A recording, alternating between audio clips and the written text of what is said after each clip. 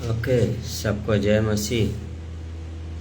आज के इस दिन में आप सभी का स्वागत है और धन्यवाद आप सभी के लिए जो हमारे साथ जुड़े हैं। हम आप लोगों के लिए प्रार्थना कर रहे हैं।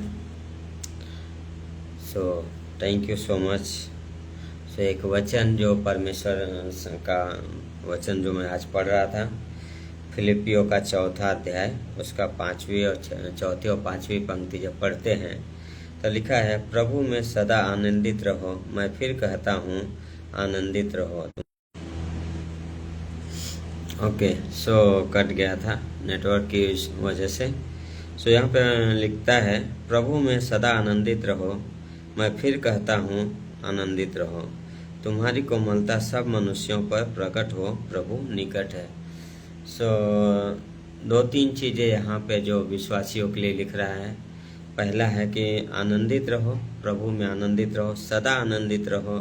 और फिर पौलुस बोलता है, मैं फिर कहता हूँ आनंदित रहो। उसके बाद बोलता है, तुम्हारी कोमलता सब मनुष्यों पर प्रकट हो, प्रभु निकट है ना।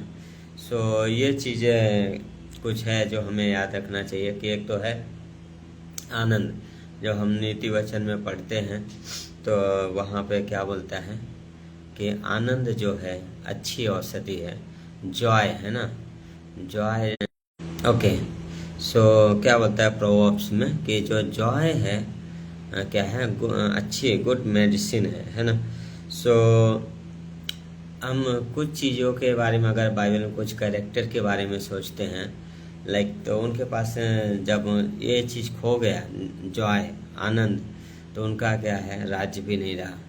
और एक बड़ा जो उदाहरण हमें बाइबल से मिलता है वो है राजा साउल, है ना।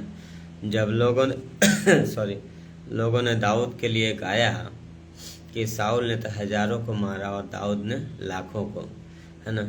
सो वहाँ पे जो साउल राजा था उसने क्या किया, उसका आनंद खो गया क्योंकि वो चिंतित हो गया कि लोगों ने मेरे बारे में कम क्यों गाया, उसके बारे में ज़्यादा क्यों गाया, मेरा राज्य चला जाएगा, है ना।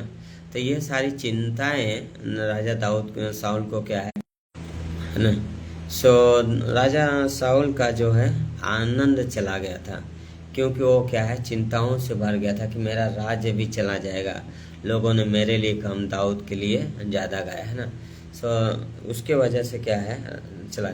लेकिन बाइबल क्या बोलता है कि जो आनंद है वो बहुत अच्छी मेडिसिन है ना। सब लोग सारी चीज़ों की दवा ले लेते हैं, लेकिन अगर आपका प्रभु में आनंदित रहिए तो आपकी कोमलता सब पे प्रकट हो और प्रभु निकट है ना। सो हम राजा साउल